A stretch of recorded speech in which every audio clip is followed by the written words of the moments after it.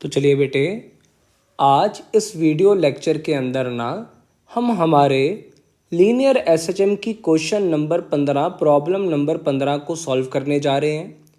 ये जो केस आया ये DIY यानी कि डू इट योरसेल्फ वाला सवाल था।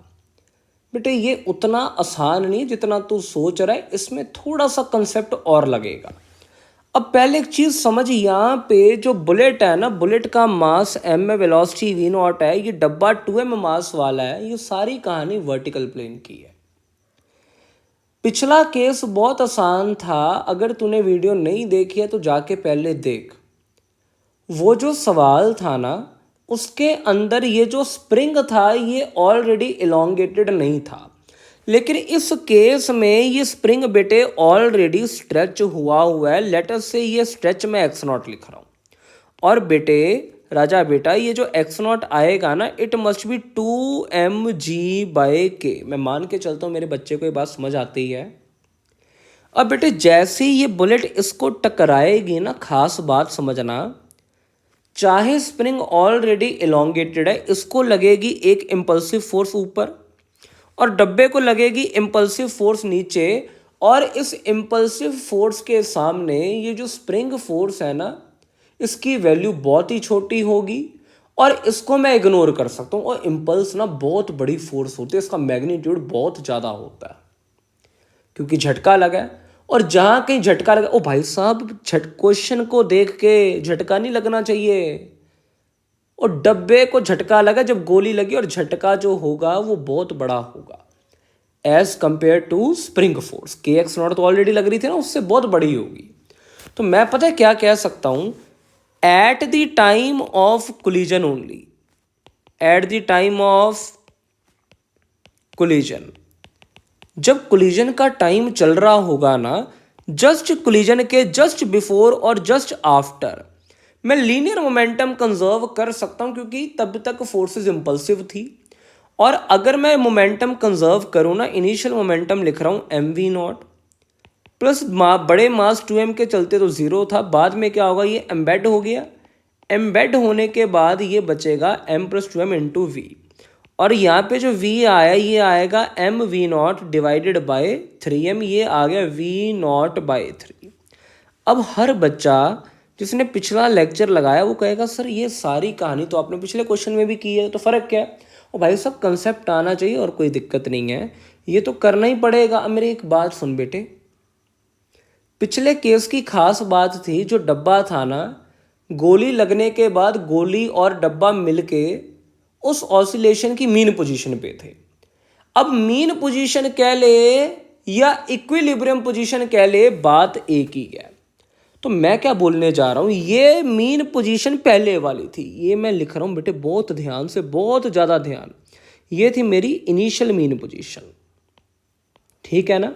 लेकिन जब मास 3m हो गया, ये तो मेरे पास x0 थी, तू समझ रहा है ना उस्ताद, ये x0 थी। यहाँ पे एडिशनल देख, तेरे पास मास पहले 2m था, एडिशनल m आ गया। ये एडिशनल ये जो आया है ना, तू अगर ध्यान दे, ये x0 डैश मेरे हिसाब से आएगा बेटे 3mg/k। I hope it is clear. तो ये जो x0 डैश आया, this is my new mean position. But अगर तू देखे जब गोली टकराई, ये जो डब्बा था ना, ये अपनी मीन पोजीशन पे नहीं था, ये मीन पोजीशन से शायद इतना ऊपर था। ये जो लेंथ है ना, इसको मैं डेल्टा लिख देता हूँ। डेल्टा की वैल्यू आएगी x0 डैश माइनस x0। तो अगर वैल्यू डाले 3mg/k माइनस 2mg/k, ये mg/k आएगा। I hope it is clear. देख बेटे, ये डू इट योरसेल्फ सवाल है, मेरा मेन मकसद है जस्ट तेरे को आइडिया देना। कैलकुलेशन तू खुद करेगा, अपना मेन काम है एम्पलीट्यूड निकालना। चल उससे पहले वैसे ही तेरी नॉलेज के लिए ना मैं एक चीज़ पूछता हूँ बेटे, ओमेगा कितना आएगा? हाँ, ओमेगा पे कांस्टेंट फोर्स का कोई फर्क नहीं पड़ेगा।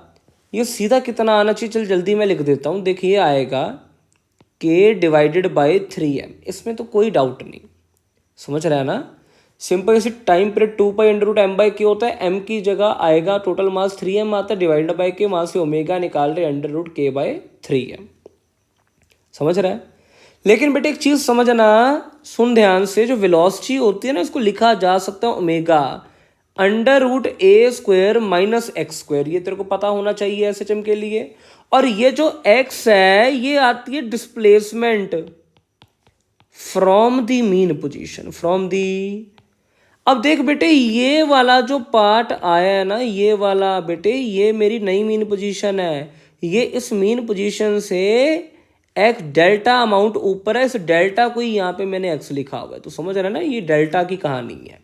एक्स का मतलब है मीन पोजीशन से कितना डिस्प्लेस है, एक्स अमाउंट से। तो यहाँ पे वेलोसिटी जस्ट टकराने के बाद तो तूने निकाल ली v0/3। ओमेगा को वैल्यू तूने निकाल रखे, ये आया अंडर रूट k/3m। ठीक है, ब्रैकेट में लिख देते हैं अंडर रूट ए स्क्वायर माइनस एक्स की जगह बेटे मैं लिख दूंगा mg/k, उसका स्क्वायर आ गया। खैर बेटे बाद बाकी बची चीज़ तू निकाल लेगा यहाँ से। आई होप तू ए स्क्वायर निकाल सके। सब कुछ नो ना, उल्टा पुल्टा करना, VVHLM लगाना, तुझे ए स्क्वायर मिल जाएगा। आई होप बेटे ये क्वेश्चन तेरे को समझ आ गया है। मैं ये भी उम्मीद करता हूँ मेरे बच्चे इस क्वेश्चन को सॉल्व कर पाए होंगे। अगर बेटे आंसर निकालने में कोई भी दिक्कत आ रही है तो प्लीज़ नीचे दिए कमेंट सेक्शन में ज़रूर बताओ। अगले लेक्चर में जो मैं क्वेश्चन लेके आ रहा हूँ वो थोड़ा घातक हो सकता है। आई होप आप सभी को ये लेक्चर समझ आया हो। अगर कोई भी डाउट हो तो प्लीज़ बताएं। कोई ऐसा टॉपिक जो आप हमसे पहले करवाना चाहते हैं उसके बारे में भी बताएं। Thanks for watching.